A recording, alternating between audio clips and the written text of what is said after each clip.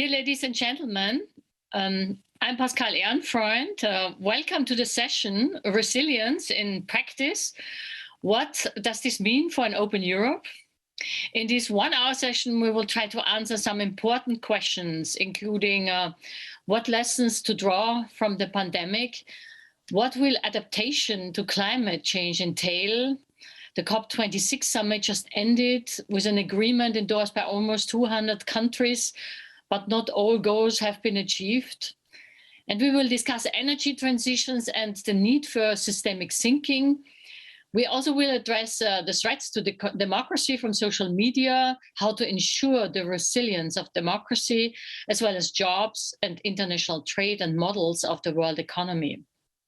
So we have very distinguished speakers in the sessions today, and we will start with a 15 minutes keynote, continue with a panel, and then answer your questions.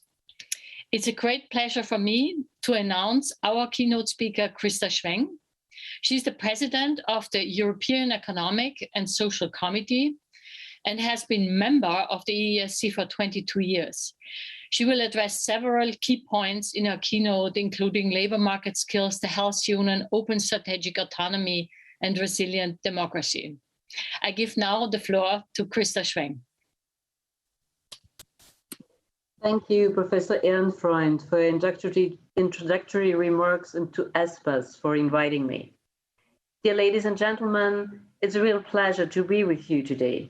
We at the European Economic and Social Committee are fully committed and actively involved in the ESPAS mission to incorporate foresight in the EU decision-making process. Foresight, to be meaningful and practical, needs to be participatory. The involvement of stakeholders and civil society organizations allows to capture the reality on the ground. Employers, workers, and civil society representatives directly do not feel megatrends, but also weak signals not easily perceived.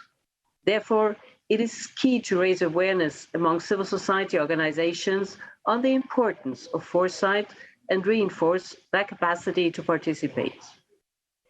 The European Economic and Social Committee added value is to synthesize ideas. A bottom-up approach in order to raise civic awareness of future challenges and potential horizons is key to ensure societal consensus on policy decisions. The biggest challenge we currently face is ensuring a balanced recovery throughout Europe while laying down a path towards a resilient and sustainable future. The EU should bring the benefits of sustainable and inclusive growth to all European citizens through upward convergence and a strong single market. This requires successful green and digital transitions, which will increase Europe's resilience, competitiveness, and social justice. The COVID-19 crisis has demonstrated the EU's capacity to make a difference for every citizen in Europe. The common EU approach to securing supplies and distributing COVID-19 vaccines and the EU's recovery and resilience measures are shining examples of this. Risks and uncertainties surrounding recovery remain high. From my point of view, recovery and future-proof reconstruction need to be the guiding principles steering our agenda. Europe's recovery must incorporate climate action. Otherwise, economic damage, exacerbated inequalities, and loss of life due to climate-related extreme weather effects will continue. The committee fully supports the European Green Deal target of climate neutrality and resilience by 2050. We have also called for an equal emphasis on financing both mitigation and adaptation. The EU needs to create conditions and incentives for innovation and investment to support businesses in their own efforts to adapt and provide society with solutions. Nature-based solutions, the bioeconomy, and the transition to a circular economy are golden opportunities for the European Union to recover.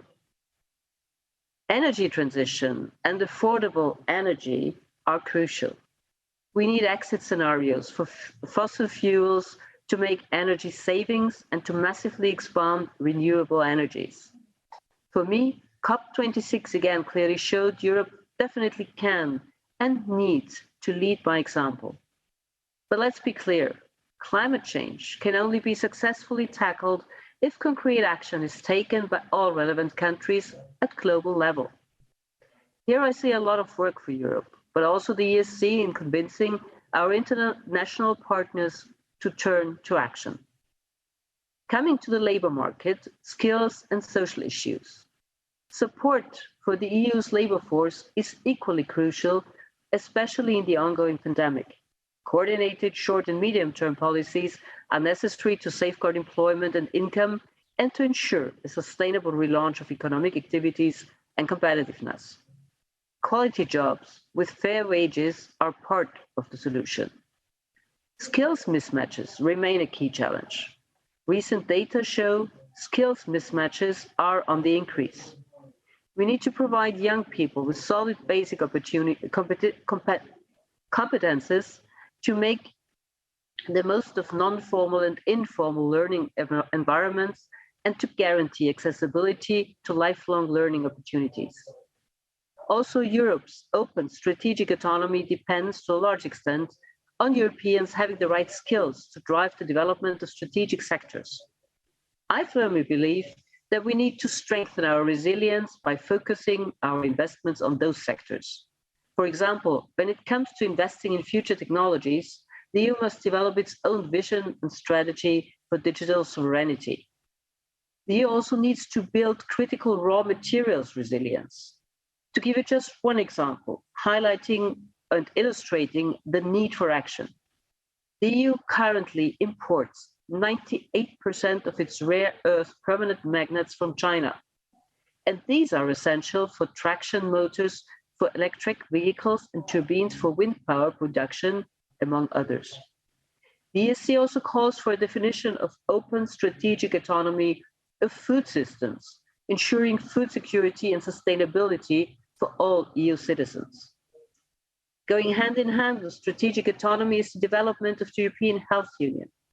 Supporting a strong and coordinated European healthcare ecosystem is crucial to the EU's industrial strategic autonomy, technological sovereignty, and better quality of life for EU citizens. We are calling for a comprehensive mapping to understand the dependencies identified in the updated industrial strategy. We are also calling for a strategic foresight at EU level to promote fair availability of equipment and access to the healthcare ecosystem, greater solidarity, fairness, and multilateral cooperation. Strategic stockpiling and reshoring EU companies are other important directions to be considered in the framework of EU competences. This brings me to international trade, a key tool for recovery. We want trade to be free, fair, sustainable, and predictable. However, international trade is changing, influenced by geopolitics, the green, just, and digital transitions, and battles of values and democracies exacerbated by the pandemic. Through our participation in the bilateral free trade agreements, we are seeking to engage EU and partners, civil societies, and sustainable trade initiatives. Finally, I'd like to emphasize the need to protect, maintain, and reinforce our democratic systems, fundamental rights, and rule of law under pressure outside and within the European Union. To quote a Polish author and Nobel Prize laureate, Olga Tokarczuk, who reflects brilliantly on the twilight of democracy and illiberal political options. Today, our problem lies in the fact that we do not yet have ready narratives, not only for the future, but not even for a concrete now, for the ultra-rapid transformations of today's world. I firmly believe that our common European narrative has to be based on strong measures and policies, ensuring an economically prosperous, environmentally sustainable, and socially inclusive Europe that leaves no one behind. To have this secured, we need to know the challenges of the future and take forward-looking policy decisions. The European Economic and Social Committee will be happy to contribute. Thank you very much. Thank you very much to Christa Schweng for this keynote, addressing actually many of the key subjects. And we will now move on to the opening statements of our 4 panel members, and I want to briefly introduce them. This is Kirsten Dunlop. She is the Chief Executive Officer at Climate-KIC, a knowledge and innovation community. Hans van der Loo is chairman of the advisory board of the Institute for Integrated Economic Research, and he's also the EU STEM ambassador. Stephan Lewandowsky is the chair of cognitive psychology at the School of Psychological Science at the University of Bristol in the UK, and Harald Sverdrup is professor of system dynamics, game development and interactive simulations at the Inland Norway University of Applied Sciences. We will take questions after the opening statements, and I would like to ask Kirsten Dunlop to start with your 5 minutes opening statements. Thank you. Thank you very much. It's a very great pleasure to be able to join this session and to contribute to it. I think I'm going to respond in particular to 2 of the questions that you asked, Pascale.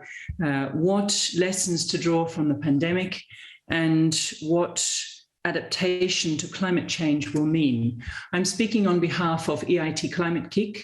We are one of the knowledge innovation communities as part of the European Institute of Innovation and Technology. We're one of the first wave. So we were founded at the end of 2009, and our focus has been on climate adaptation innovation and on climate mitigation innovation. And increasingly, as we have observed the fruits of our own efforts and the challenges that Europe and the world faces in addressing adaptation, resilience in the broadest possible sense.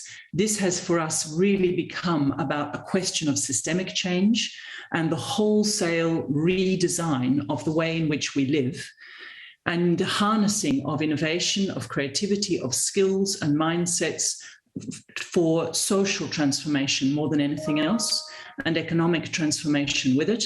But here we are really talking about the deep underpinning assumptions of what we think is appropriate, acceptable, and prosperous, that we need to change and use innovation to enable us to change. So I'm representing an organization that in turn represents many others. We are a large community of European organizations of all sorts, from universities and technology development, research development, and applied research organizations to SMEs, micro SMEs, city governments, large corporations. So we're representing quite a diverse footprint and a pan-European footprint in terms of European excellence in research and innovation, focused on these questions of how do we transform ourselves, how do we do so in time, how do we do so at scale, and how do we do so in such a way as to bring everyone along, as was so rightly named by Christa.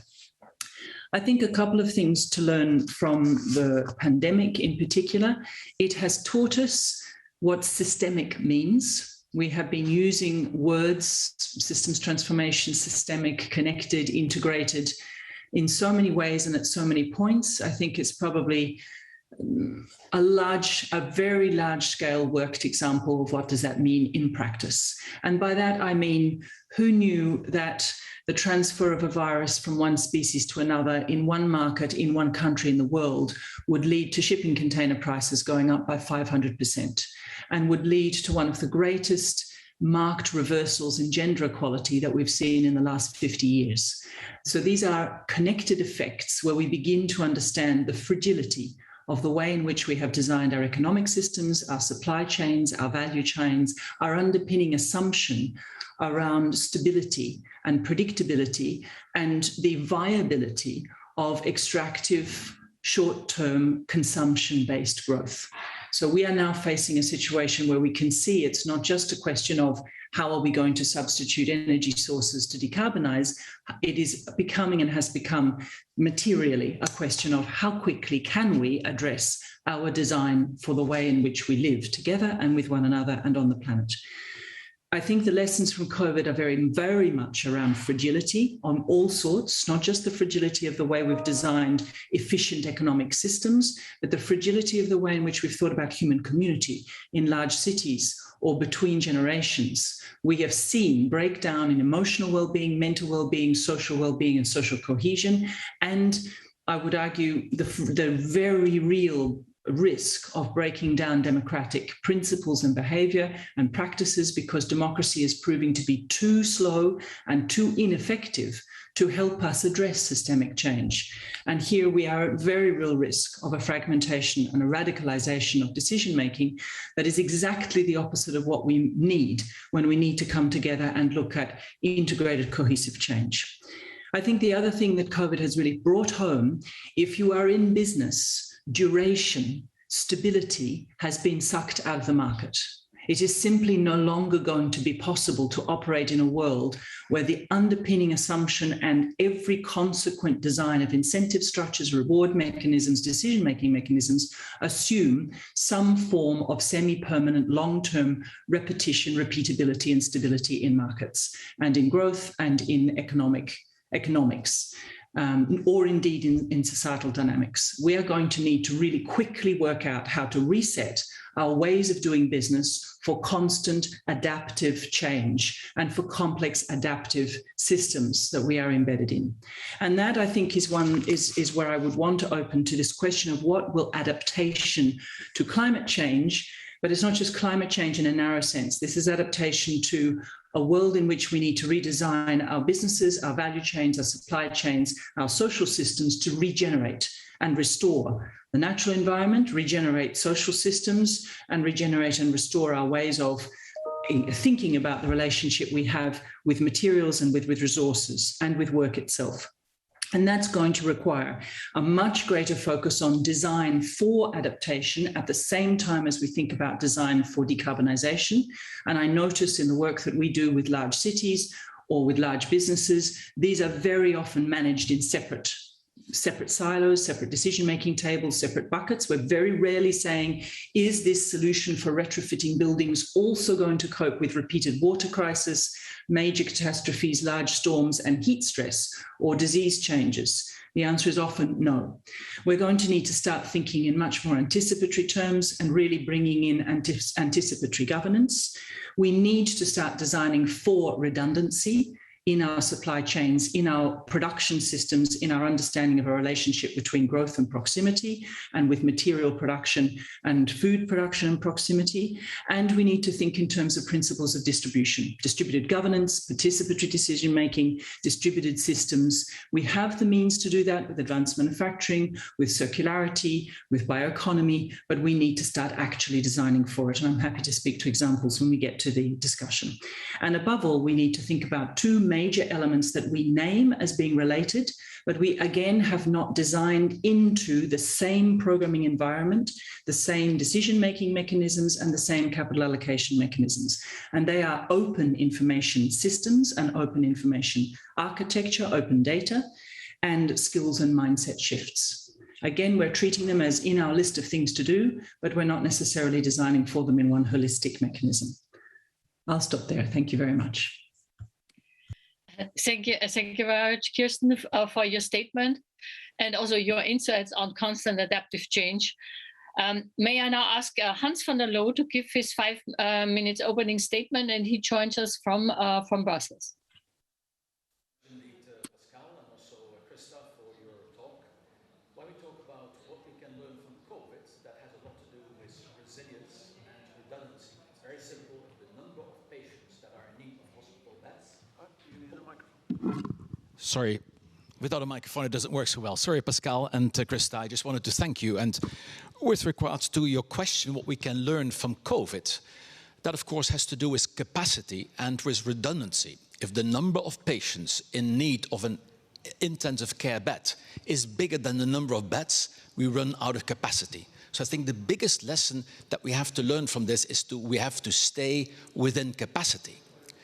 But even more important than that, I think there's a slide that comes up now, is that we have to understand what our capacity is. Fish, for example, are dependent on water as their very condition for existence, but they are not aware of the water. Now, the equivalent of water to modern humankind is surplus energy. We now use energy that is not of this time. We use energy from prehistoric solar power. The next one, please. This is just the introduction slide. Can you put on the next slide, please?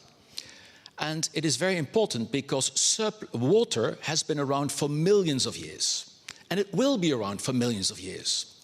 But surplus energy only came about 200 years ago and will not last for another 200 years.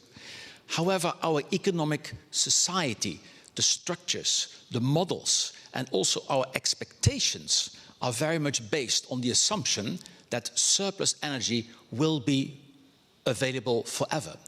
And that is simply not true. As you can see here, we were living on solar flows. Right now we're living on solar stocks, and we'll move back to solar flows again as we move to renewables. Next one, please. Even our economic theories have changed in function of energy availability. When we were living on solar flows like wind and water and the heat of sunlight, we had economic theories as developed by Adam Smith, and he took account of land productivity. With the venue of the discovery of prehistoric energy, our economic theories changed. And with that, also our expectations for future lifestyles. Next slide, please. What we should understand is that up till now, we've been moving to ever better quality, thicker quality of energy in the sense of higher calorific density. For the first time now, the next step will be a lower quality of energy from a calorific point of view. Of course, we do that because it emits less CO2, although we should be realistic that in order to capture it, convert it and store it, we need a lot of mineral resources, but I know another speaker will talk about that. But the important thing is that you see here that the complexity of our energy system will increase, whereas the quality of energy will decrease. And it is in that gap that we have to chart a pathway into the future. Next slide, please. I think it is very important and relevant also to think about what happened at COP26. In fact, at all the COPs we've had until now, they only talk about the orange part of this slide. It's about carbon management, it's the CO2 emissions, the greenhouse gas emissions, the energy. In other words, supply-side solutions. The problems of humanity will not be solved with supply-side measures only. Not only do we have to think also of other natural capitals like land, water and minerals, but we must address demand-side aspects as well, such as the ecosystem services and nature-based solutions. Next slide, please. So basically, the way in which economic science, and I am an economist, have dominated the socio-economic debate must make place, and I'm very happy also with Kirsten's appeal for more systemic thinking. We must move to ecosystemic thinking and ecosystemic science. The models we use now are simplified. They look back only 200 years. They don't look at feedback loops. They're not properly integrated. What we need to do from now on is to integrate physics, chemistry, biology, feedback loops, and also the possibility that symptoms sometimes may collapse. Next slide, please. So I would like to, and Kirsten, I didn't know you were going to say what you did say, but you will like this slide. I think that systemic thinking is the vaccine that we need against the reality blindness that we are collectively suffering from. We have to move the present into the future. And just like a house move, we will move the present to the future in 3 boxes. Everything we have now will go into those 3 boxes, and they are do better. That is where technology and innovation come in. But some things will have to go in the box do less. Frequency of vacations or long-haul travel, or the use of planes instead of trains. And I'm afraid that some things of the present, as we move to the future, will also have to go in the 3rd box, and that is do not. The more we can pack into the first box, the less needs to go into the second 2 boxes. But the second 2 boxes will get content as well. They will not remain empty. Thank you. Yeah, thank you very much to Hans van der Loof for his insights into systemic thinking and how we have to move the present into the future. And may I ask now Stephan Lewandowsky for his opening statement. Thanks very much. It's a pleasure to be here, especially because I can build on a lot of things that have already been said. Hans called for integration and systemic thinking And I totally agree with that. And the other system or the other component that I would offer is something we have to consider is the integrity of what I call the democratic information space in Europe.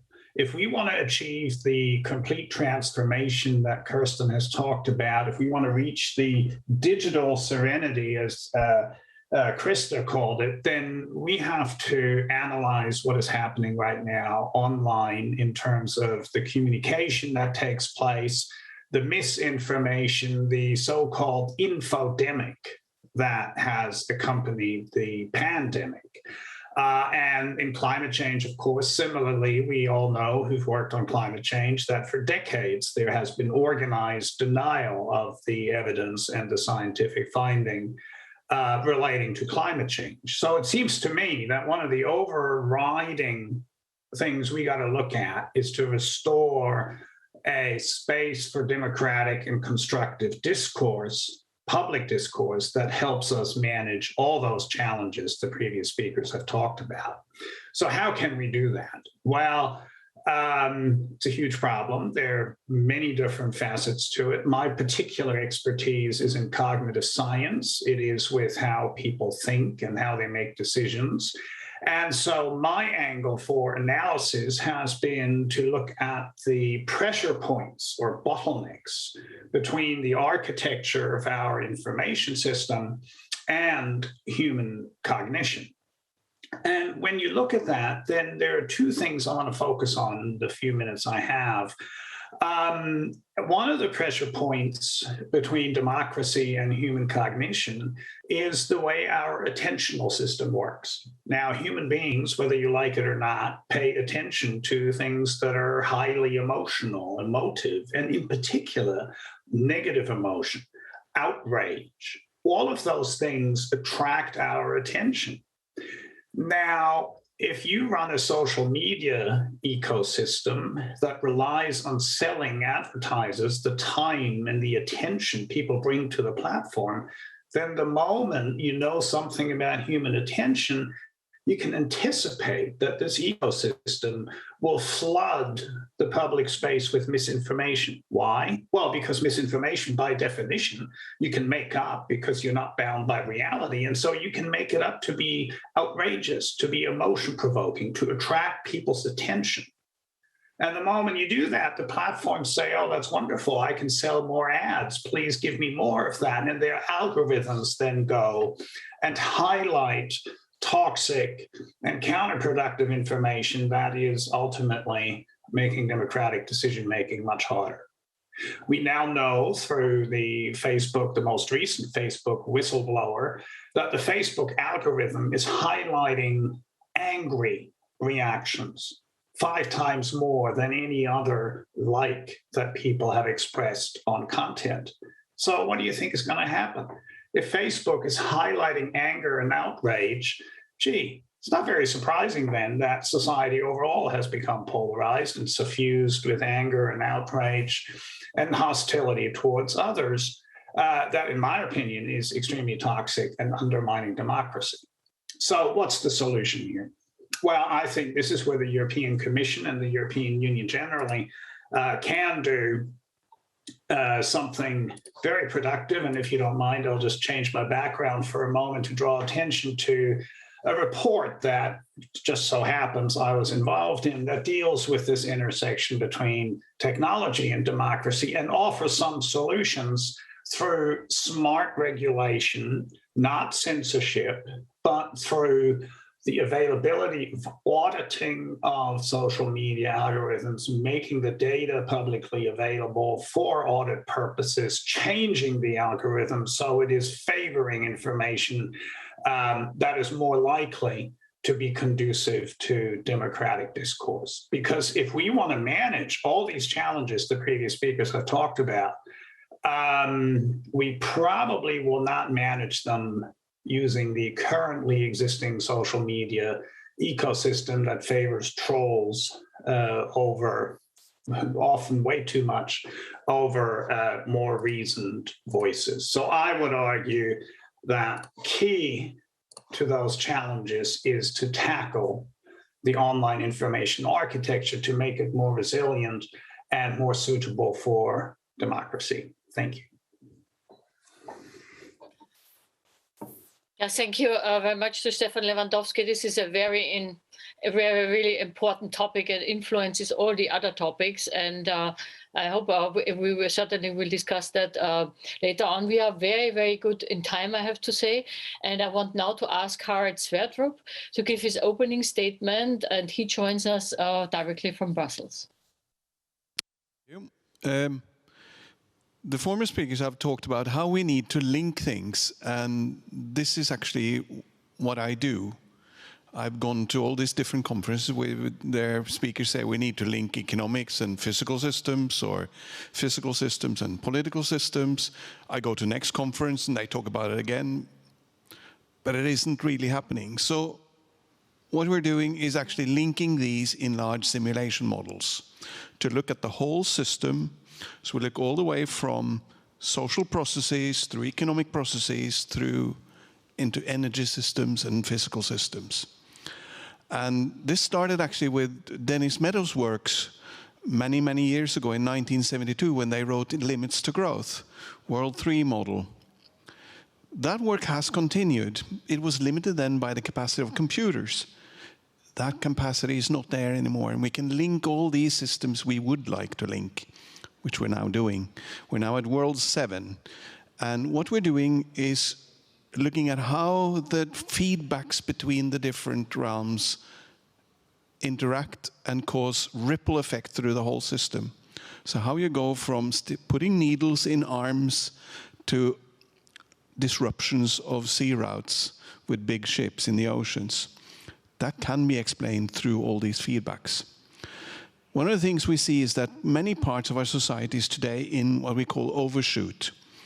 We've jumped too high up above our carrying capacity. Can I have the first slide? And one of the things we're looking at is we're not only swimming in a surplus of energy, we're swimming in a surplus of everything.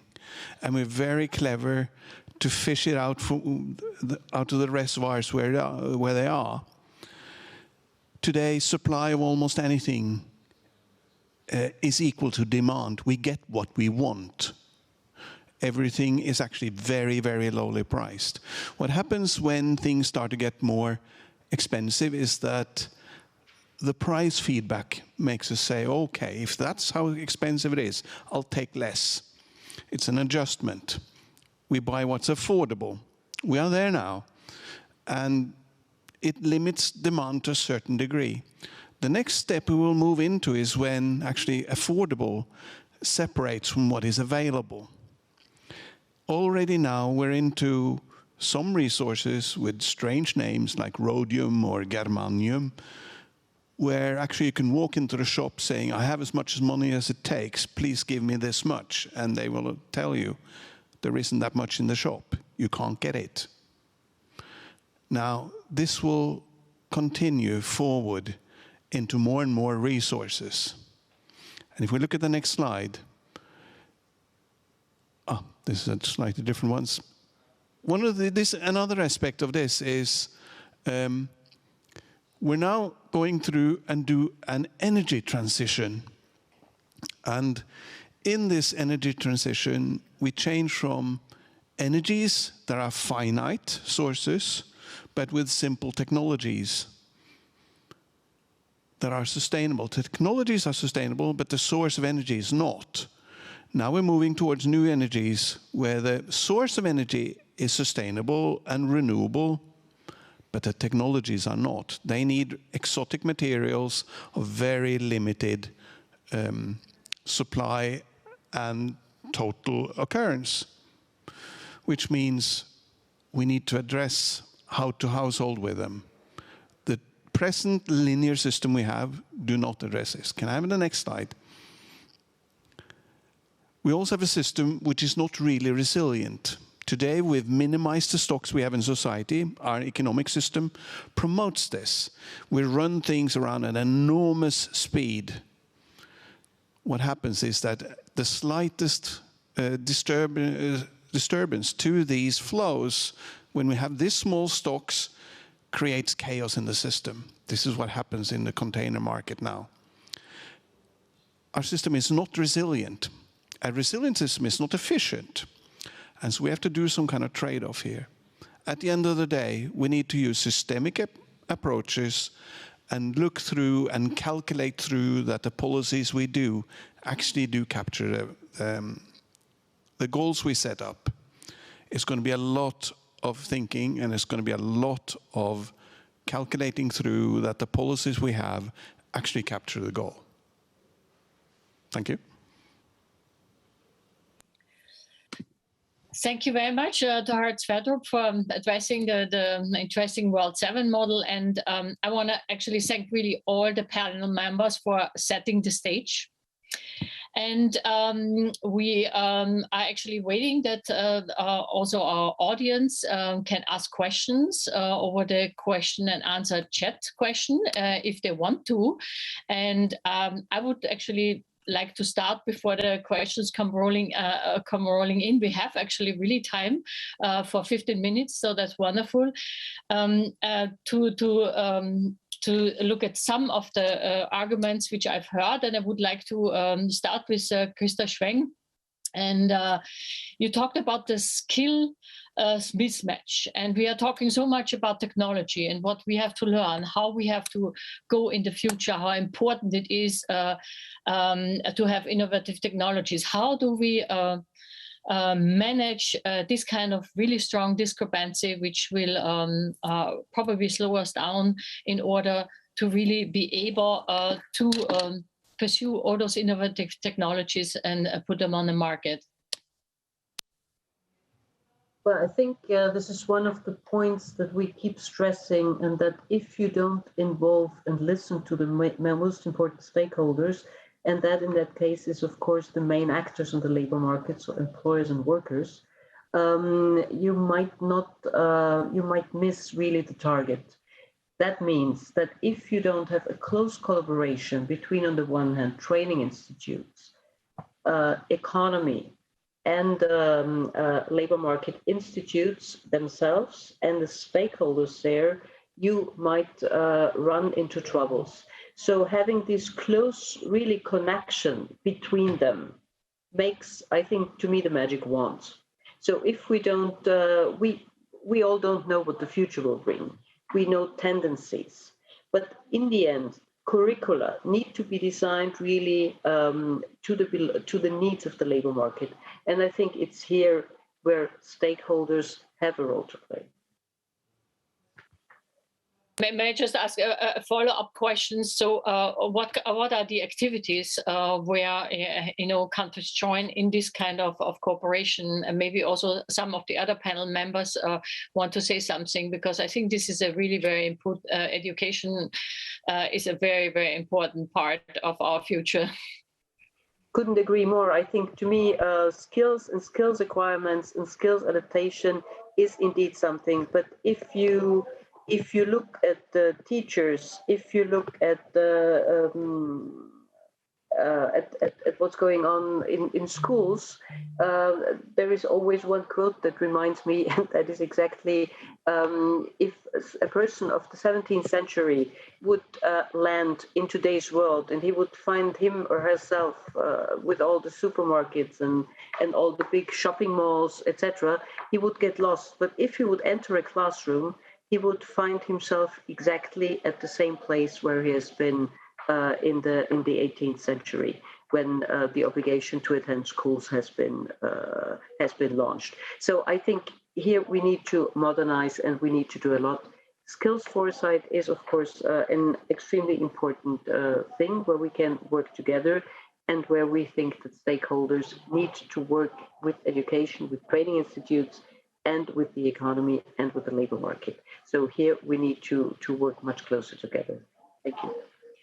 Thank you very much. I would like to ask Kirsten Dunlop a little bit about a very short analysis of the COP26 results and how that will influence what actually will have to happen, at COP27, that we really are going in the good direction.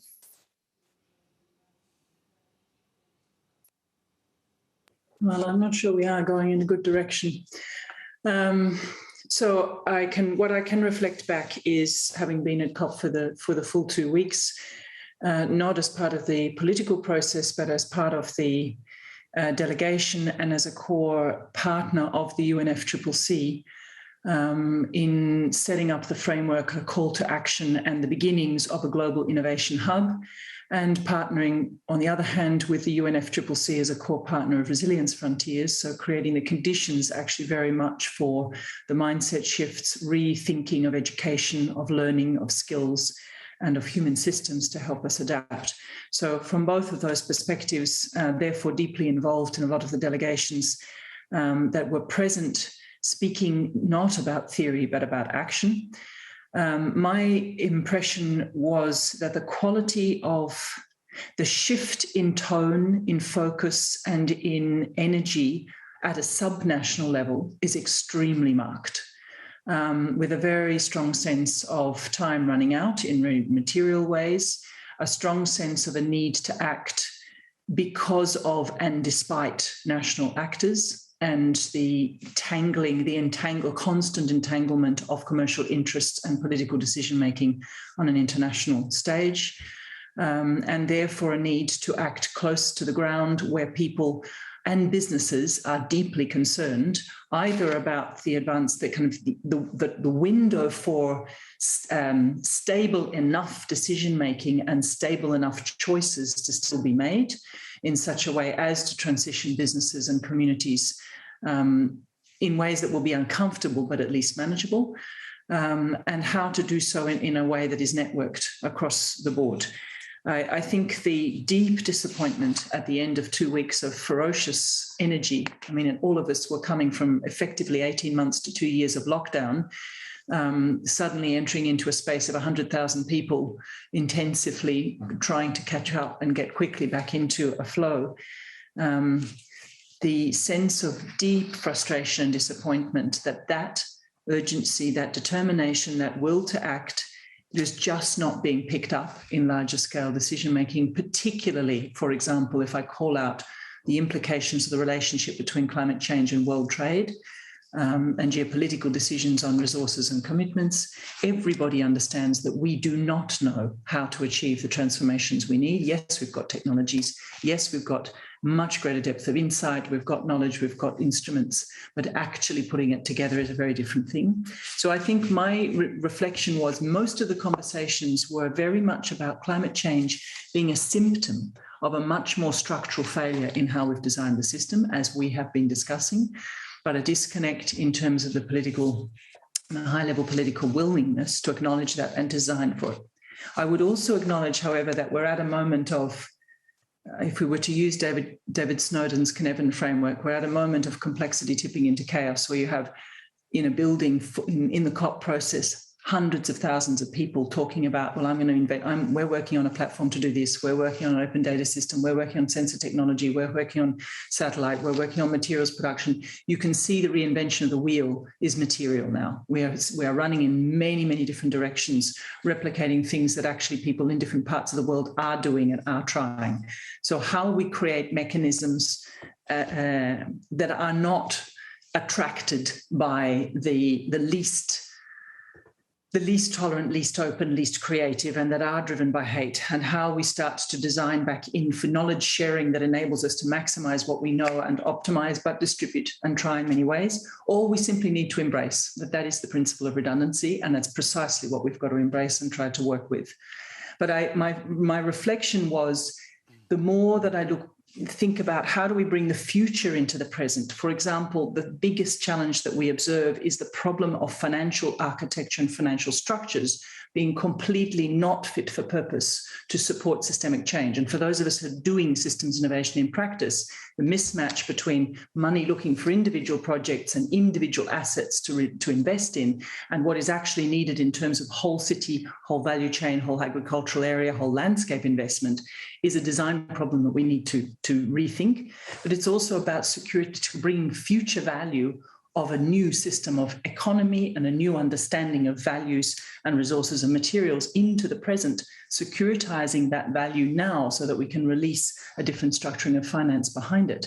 And perhaps thinking almost from the past, along the lines of something like the Marshall Plan in Italy, where we start to think about bottom lines that are returned to government, to employees, to finance, and to communities, a much broader way of structuring our thinking about rebuilding better, not building back, but building forward better and bringing the future into the present in the choices we make now. Thank you very much. I think that was really an important statement just after the end of the summit from an expert like you. And thank you very much for this elaboration. I have I know that Stephan Lewandowsky, works on the cognition of climate change. And you also talked about how we tackle the online architecture of online information. It is very important for the future in order to change everything in the good direction, in order to have a future, to also influence and the opinion of society. So how do we actually able, to get this knowledge and this cognition of climate change into society? Yeah, thank you. I mean, first of all, I think it's important to realize that we can have policy actions and policy processes without everybody in society being on board. I think if you look at the history, for example, of tobacco control, which is very informative because it's an exact precedent to climate change with, industrial strength, organized denial of the medical facts, the public being misled by vested interests, and then eventually, after decades of delay, policy action moving forward. And that was possible even though, there are still people out there in the public who don't think there's a link between smoking and lung cancer, for example. So I think it's important to realize that we don't have to wait until we have an 80% agreement on climate change to move forward politically.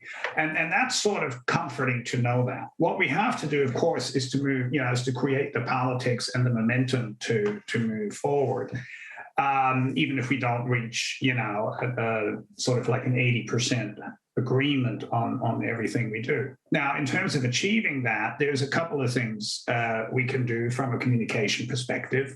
One of the things that we know is relatively successful is to reframe the solution to climate change in terms of the co-benefits that are being achieved by going off fossil fuels and onto renewables, because, for example, it reduces pollution, therefore it reduces illnesses and deaths, and if you highlight those health benefits, then people become much more sympathetic to cutting fossil fuel emissions. And because one of the drivers of opposition to dealing with climate change is aversion to the solution. People are scared that they can no longer drive their car.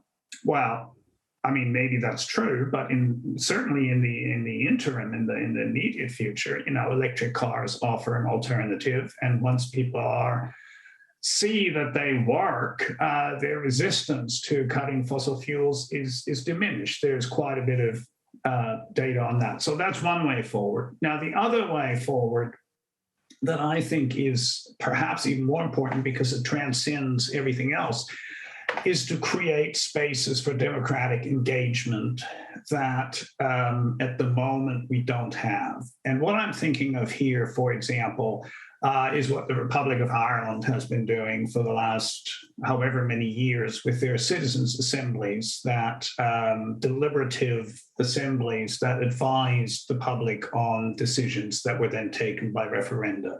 And what Ireland was able to do is to have a referendum on gay marriage and on abortion, two seriously hot, divisive issues. And they were able to do that without ripping apart the fabric of society, very much unlike the UK, where we also had a referendum recently that it has now led to well, fairly dramatic consequences and dysfunctionalities in this society. So there are ways in which we can avoid those dysfunctions. And I would argue that deliberative fora are generally a way forward to get people engaged. And there are lots of precedents for this all over Europe in many cities, Barcelona, Madrid.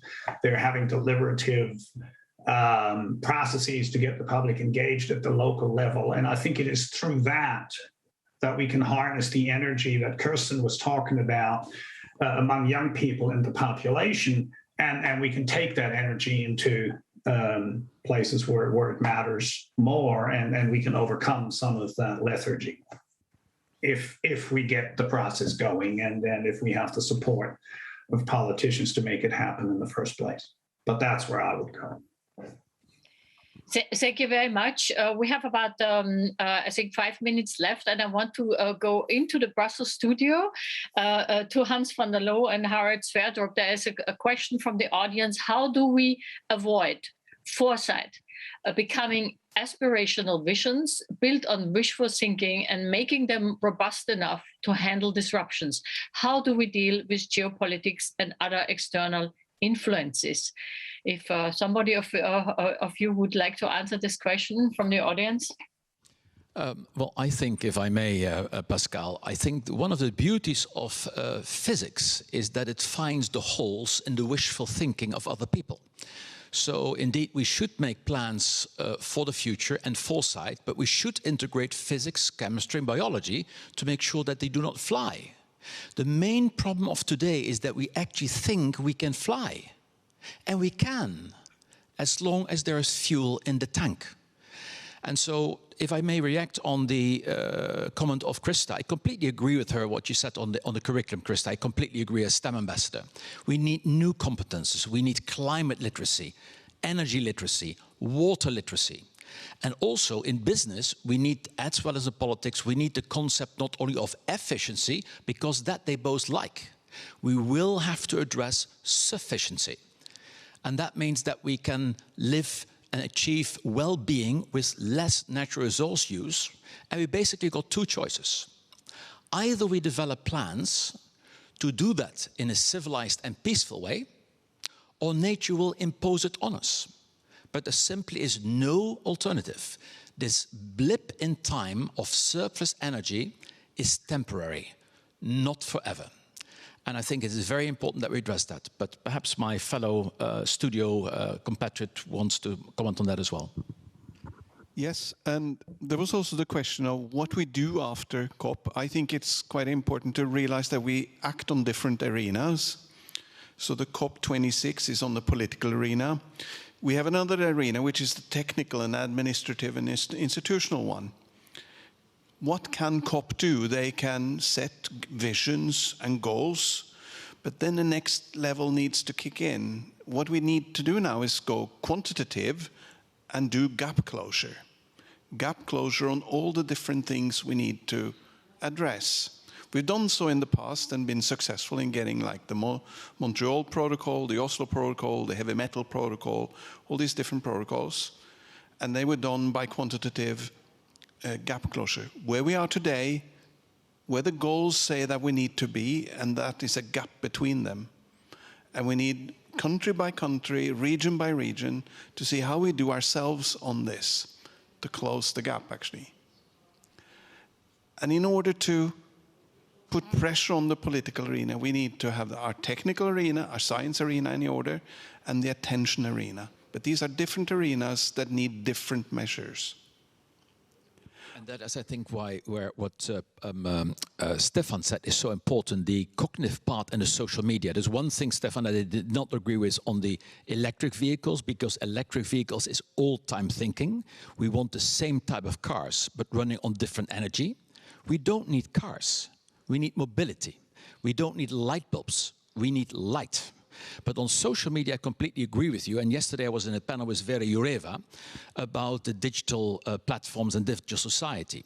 And we had a bit of a debate about whether you should or could control the internet. The Chinese, of course, believe they can. It is, however, quite difficult. But there's a difference between controlling the internet and having a dashboard with warning lights. And I think that you were talking about as well. I can warn you that something may not be good, and you can still decide to ignore it or not, so you still have free speech, but you bring the warning. We have actually done an experiment which was called Verimedia, not with a Y, but an I, verimedia.org. And we found out that if you have a traffic light system whereby you say that postings on the internet that do not meet good journalistic standards, as they are being taught at all journalistic schools in Europe, if they do not meet that, they get either a red, an orange, or a green tick. We find that the majority of people will refrain from going to look at the red or orange ticks and go for the green ones. But you can still look at there. So I think this meta dimension of information on top of information itself is very important to have as well, because you're completely right, Stephan. We're not going to reach the other end of the century only with technology. We need systemic thinking and education as well, but we also need a good quality information for both citizens and politicians to base their decisions on.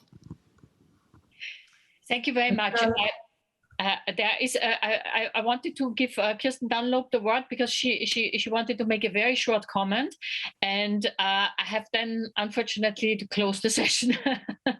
I'll try to be very short. I just wanted to make a connection between what Stephan was saying and what we've been discussing here, and that is the non-rationality of decision making. I think there is one really critical thing about how do we bring together the information, the quantitative modeling, the qualitative version of quantitative information that we need to understand and see gaps and understand our decision space.